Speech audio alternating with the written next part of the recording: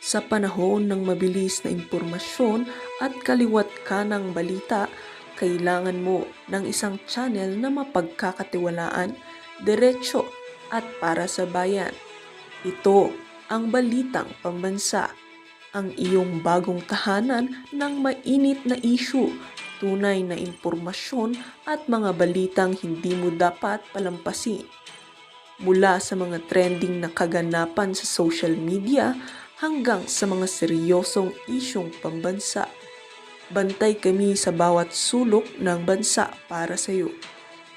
Hindi lang basta chismis, kundi validated news, mga impormasyon na may batayan at mga kwento ng tunay na buhay Pilipino.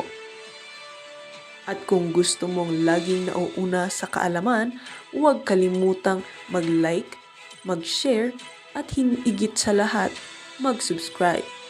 Dahil sa Balitang Pambansa, balita mo, boses mo, bayan natin ito.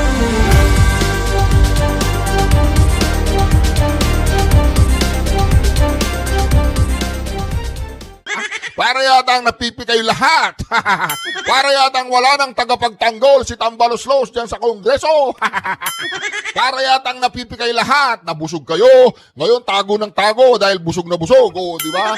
Ayaw niyong madawit at mabanggit ang inyong pangalan sa nakawan, sa katiwalian, sa mga kawatan. Kung tawagin kayong hindi lang Tambaloslos, kundi kawatan at magnanakaw. Wow, Prinsesa Abate, magsalita ka. Para yatang napipi ka, Prinsesa Abate. Di ba dati talakera ka rin para ka Naku po mga karyaso dito ba? Yan ang gusto ko. Yan ang gusto kong tawa. Yan, di ba? Yan ang gusto ko, di ba? Yan ang gusto ko. Galing. Yan ang tawang tagumpay. O yan naman ay mga young goons. Nasaan na yung mga young guns? The young guns. So, wala na sila. Si Gonggong, si Ortega, si Suarez. Mga karyaso, nananahimik ang mga inayupa. Nananahimik po silang lahat. O, di ba? Dito muna tayo mga kareaksyon ha. Bakit? Okay, umaasa ang mga gustong magpatalsik kay Bongbong Marcos ha. Tayo po sinasabi natin dito sa channel na ito, hindi po tayo pabor sa marahas at gusto nating matapos ang termino ni Bongbong Marcos ng matiwasay. Kung siya, tagumpay niya, tagumpay natin. Pero ang pagnanakaw niya, hindi natin pagnanakaw.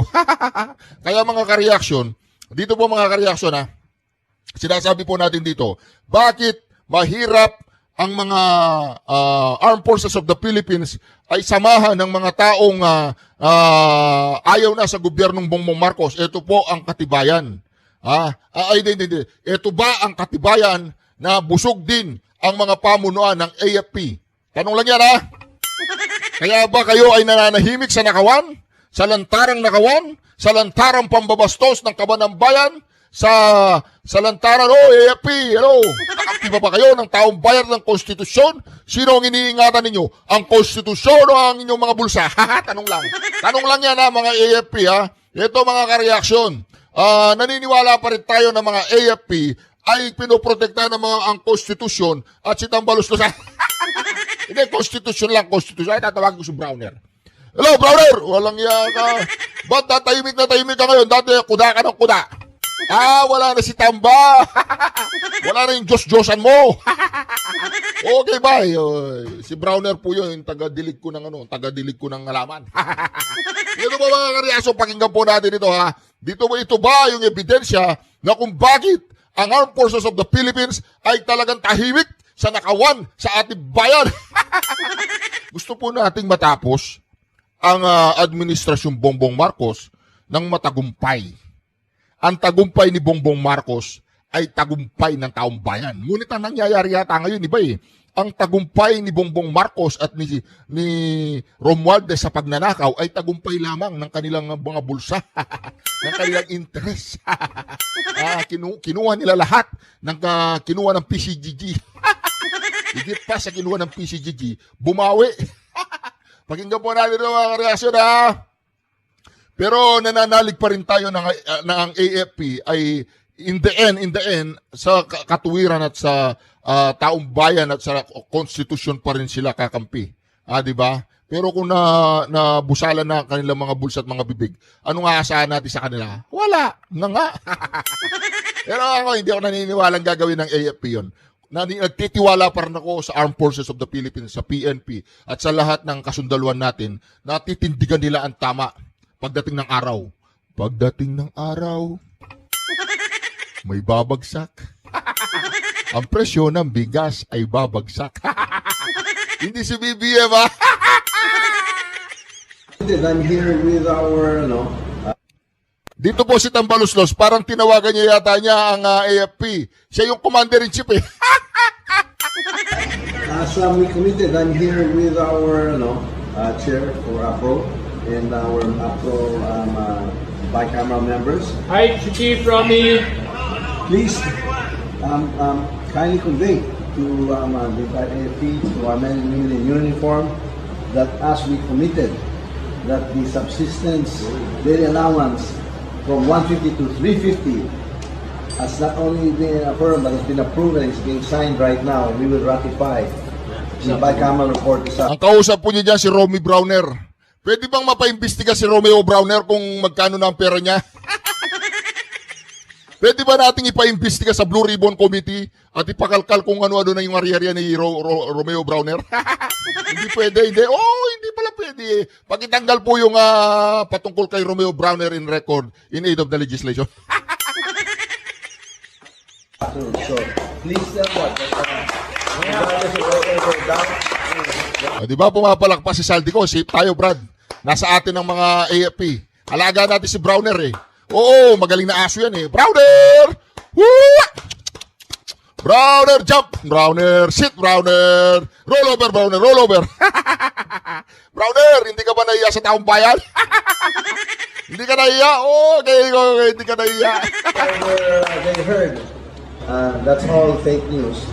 Basta nagsalita tayo when 350 as not only to the entire AFP, to our men and women in uniform, that as we committed, that the subsistence daily allowance from 150 to 350 Daily allowance daw, 350.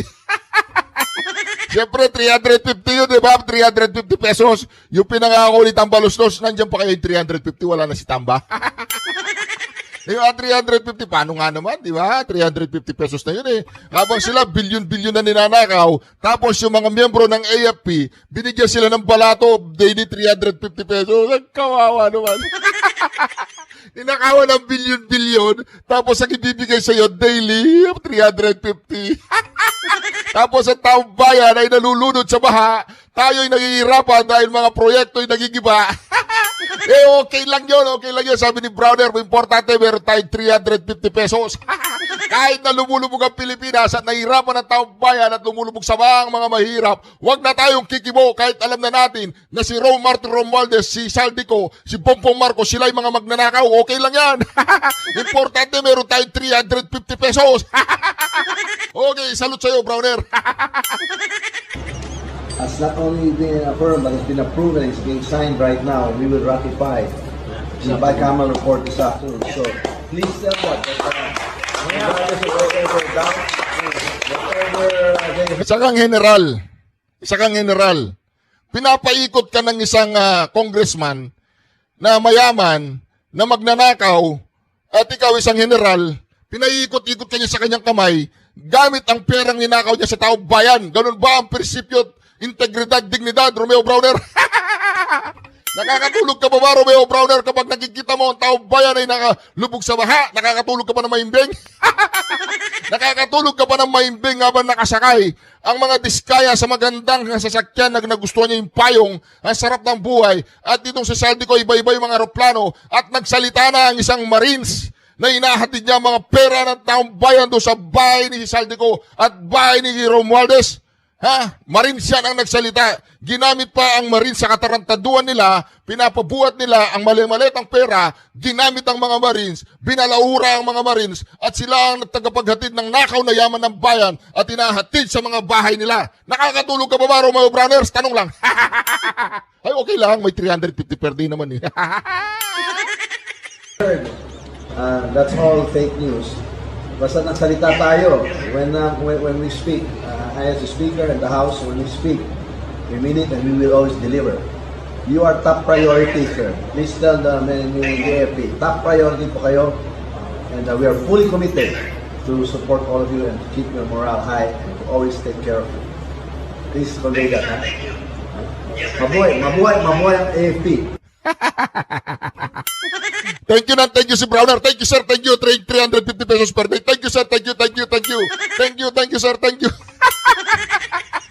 Alam mo Browner, isa kang general. Pinaghirapan mo ang posisyon mo. Sila, binoto lang sila ng mga tao. Ikaw pinaghirapan mo, tinaya mo ang buhay mo. Ano ba tinaya mo? Buhay o bulsa? Tinaya mo ang buhay mo. Ngayon, nag-yeser ka sa isang magnanakaw. Sa isang naghahatid, ginamit pang mga Marines para iatid ang mali-malitang pera di umano sa mga bahay ng mga yan. Tapos yeser ka ng yeser.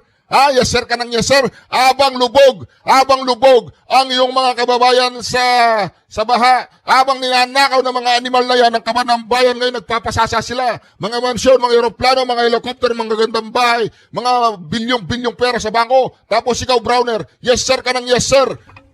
Nakakatulog ka pa ba, Browner? Nakakatulog, siyempre. Sabi nga, kapag ikaw ay hindi parte ng korupsyon, masama ang korupsyon. Pero kapag parte ka ng korupsyon, didepensahan mo yan. Hindi masama yan. Parte ka ng korupsyon. Ang tanong, Browner, parte ka ba ng korupsyon? Hindi ako naniniwala dyan. Ang importante sa akin, alam ko na ang AFP ay mapagkakatiwalaan pa rin natin at masasandalan natin, di ba?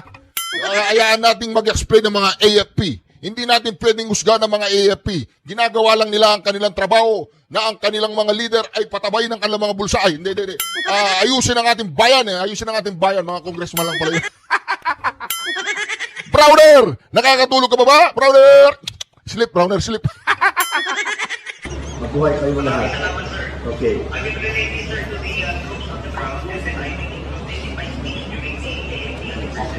So the design here in the BICAM that will be ratified tonight in the plenary.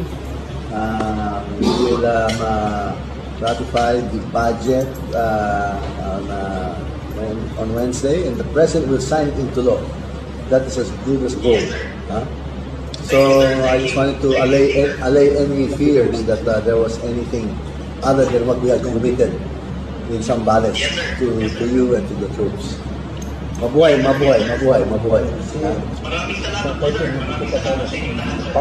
Ipakita mo si Saldico, ipakita mo kay Browner si Saldico, yung sangamo niya. Ipakita mo. Tama, ipakita mo si Browner. We look forward to our fellowship on the 13th at Aguinaldo. Okay. Mabuhay. Merry Christmas to all. Thank you. Thank you. Ipakita mo si Saldico, tamba, pakita mo si Saldico, yung sangamo niya. Thank you. Tatago na kayo, tago ka na rin, tamba, tago ka na rin. Rarapiduin ka ni Marcoleta at saka ni Escudero, tamba. Inumpisahan ka na nila, wala na. Yung mga tauhan mo sa Senado, si Pinky, tsaka si Wambol, wala. Hindi mga lawyer yan, walang alam yan. Yes. More will be coming. We'll be looking for more ways to support. Don't worry, brother. More will be coming. Wala na. Yung amo mo, wala na. Hinahabol na siya ng batas. Assure them. Yes, sir. We assure them more for next year as well. Thank you. Yes, sir. Salamat po. Salamat. Matagi mo ya. Salamat po, sabi ni Browner. Yes, sir. Salamat po. Salamat po sa 350 pesos. Magkano po ninakaw ninyo? Bilyon, trilyon. Oy, Browner. Tiwala pa rin kami sa'yo, Browner. Nagtitiwala pa rin ng taong bayan sa AFP. Naniniwala kami na AFP ay may puso para sa mga Pilipino, hindi para sa mga tiwali at mga korap na opisyal ng taong bayan. Naniniwala kami sa ang AFP ay lalabas at maninindigan para sa tama sa konstitusyon at para sa taong bayan, hindi para kay Tambaluslos, kay Saldico, kay Bongbong Marcos at kung sino-sino pang mga animal na magnanakaw sa tama. Wala na mga karyaso, wala na. Sir, salamat. Thank you. Di ba? Kinausap si Browner, sabi ni Browner, yes sir. Salamat, 350 pesos sir per day para sa aking mga tauhan. Sige, para walang kudeta, walang destabilisasyon. Bigyan mo kami, balatuan mo kami. Isabatas mo yan, 350 per day. Tama naman yun. Ako nga, kung pwede lang yung allowance ng mga sundalo natin. Kung ako lang ha, kung walang korupsyon, 1,000 per day allowance ng mga sundalo natin, men and women in uniform, para maraming men and mga Pilipino ang maingganyo na sumali sa Sandatahang Lakas ng Pilipinas. 1,000 per day. Gusto ko ang sahod ng mga Sandatahang Lakas ng Pilipinas, minimum of 150,000 to 200,000 per month. Yun ang pinakamababang posisyon. Yung mga magsimulang major, colonel, general, hindi bababa ng kalahating milyon hanggang 1 milyon piso buwan-buwan ang kanilang sahod. Ganon, para wala ng korupsyon. Para kapag inoperan sila ng pera, malilitan sila sa pera. Hindi nila ipagpapalit yung 500 to 1 million sahod nila buwan-buwan para magkaroon sila ng reputasyon na hindi na sila magnanakaw. Ganon ang gagawin natin. Ganon ang gagawin ko. Yung magsimulang Master Sergeant hanggang sa Second Lieutenant, kailangan sumasahod dyan ng hindi bababa ng 150 to 200,000. Second Lieutenant to Colonel, hindi bababa ng 200,000 hanggang 500,000 pesos.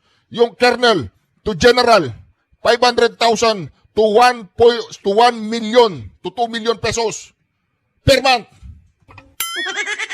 Agree po ba kayo? Agree ako doon. Sila yung ating mga AFP. Ang tingin nila sa kanila, mga pulubi, bibigyan sila 350 pesos.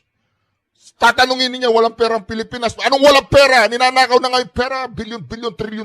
Wala pang pera? Trataduan yan.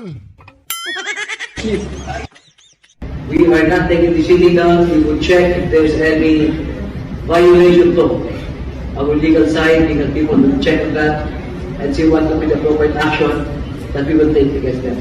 Nagpapanik na po ang armed forces. Ang sabi po nila dito, hindi po ninyo ganong naintindihan. Pag-aaralan daw po nila mga ka-reaction, kung meron silang pwedeng isampa doon sa mga sundalong bumabaligtad sa gobyerno. Pinag-aaralan daw nila na kung meron silang pwedeng isampang kaso. Pero mga ka-reaction, nangangamba na po yung mga yan. Kasi wala na si Tambaloslos. Oo, kasi mismo sa loob ng kanilang hanay, marami na po ang diskontento, maraming disgusto sa administrasyong Bongbong Marcos na nakikita na po nila mga kareaksyon. Ang administrasyong Bongbong Marcos po, ayun na, nasa padausdus na. Bagsak na po. Bagsak na po kasi nabanggit na po ang pangalan ni Tambaloslos. Kapag nabanggit ang pangalan ni Tambaloslos, sabi nga, si Saldico hindi gagawin na mag-isa, may amo yan. Sinong amo niya? Si Martin Romualdez. Si Martin Romualdez hindi papayag si BBM at si Liza Araneta na gagalaw si Martin Romualdez, magpapayaman si Martin Romualdez at magkakamal ng bilyon, trilyon pera si Martin Romualdez kung wala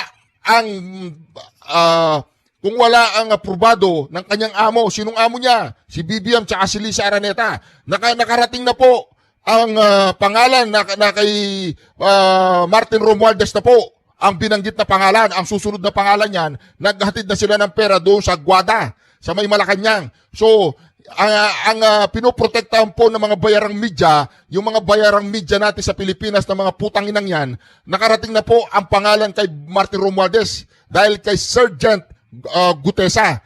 At sinemento po yan kahapon ni former Senate President Chis Escudero at ang ating malupit na future Vice President na si Senator Rodante Marcoleta ay sinimiento na po kahapon. Wala, hindi po nakapalag si Pinky. Si Pinky, kuda lang yan ng kuda sa mga social media, sa mga bayarang media. Ganun po kagaling si Pinky Lacson. Pero hindi rin kumipo po si Wambol University. Bakit? Hindi naman sila mga abogado. Hindi sila uubra kay Marcoleta at kay Escudero. Si Marcoleta, kilala po natin, at si Escudero. Yan ay malulupit na mga abogado yan. Ngayon mga kareaksyon, nakarating na po ang pangalan kay Martin Romualdez. Sino ang susunod? Ang kasunod yan ay si Bongbong Marcos at si Liza Araneta. Bakit? Hindi kikilos ang mga yan kung walang mga amo yan. Natatapos lang ang boss doon sa presidente, di ba? Isang buo pa niya yan, di ba? O ngayon, pakinggan po natin ito, mga kareaksyon. So let's leave it to the authorities. I'm sure they're studying. Natakot na po sila sa mga retired men and women in uniform na yan po, naghahanap na po sila ng butas kung pwede nilang kasuhan. Kasi mga kareaksyon, bakit? Hirap po ang Armed Forces of the Philippines ngayon, hirap po silang magsalita, hirap po silang kumilos ng may kalayaan. Ito lang po ang tanong, malaking katanungan ng taong bayan. Ang mga pamunuan ba ng Armed Forces of the Philippines ay nakinabang sa mga kinulimbat sa kaban ng bayan? Yun lang po ang malaking katanungan. Browner, tanong sa'yo, kayo bang nasa itaas ng Armed Forces of the Philippines ay nakinabang? Nakinabang ba kayo sa kaban ng bayan? Yes or no? Yes or no? Oh, wala, hindi. Oh, hindi raw nakinabang. Pakinggan po natin ngayon si Senator Bato de la Rosa. Pakinggan natin. Hindi ako naniniwala na kinabang si Browner sa nakaw. Naniniwala ako si Browner, ginagawa lang niya ang kanyang tungkulin bilang isang general. General problem. General problem. Hindi. Tiwala pa rin po ako sa AFP. Tiwala ako na ipoprotekta nila ang konstitusyon at poprotekta nila ang taong bayan at sila ay hindi papayag sa nangyayaring nakawan na kapag napatunayan na may konektado si Bongbong Marcos, si Lisa Araneta at si Martin Romualdez, alam ko ay hindi mananahimik ang mga Armed Forces of the Philippines. Alam ko na gagawin nila ang tama para sa bayan at gagawin nila ang tama para sa konstitusyon. Pinangahawakan ko pa rin po yan, mga kareaksyon. Sila na naman nag-uusap doon. So, hindi natin alam. Pero sa yung allegation, may mga senador din daw po na I don't think so. Ako, kung sabihin nila, si Senator Marcolita ang pinapakinggan nila na nag-coach doon sa yung retired Marines, mukhang malabo. Kung makita nyo, no, yung kanyang, aside sa kanyang affidavit, may mga lumalabas na impormasyon doon na that came out naturally na wala doon sa affidavit niya in the course of questioning. Makita mo yung tao na kinots dahil masyadong mag-ingat sa kanya sinasabi.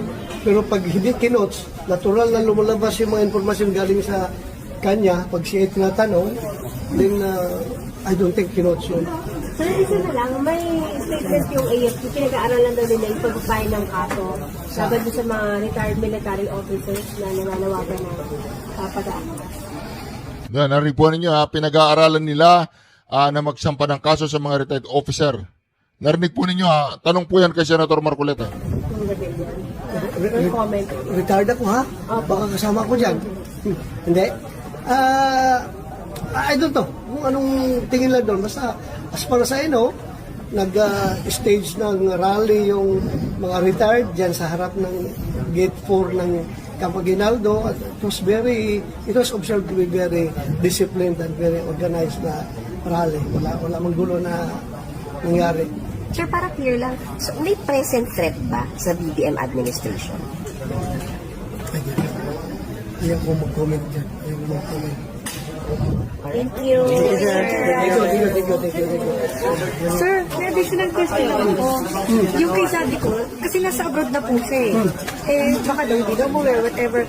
Parang nilalaglag na rin daw naman ng mga sa camera.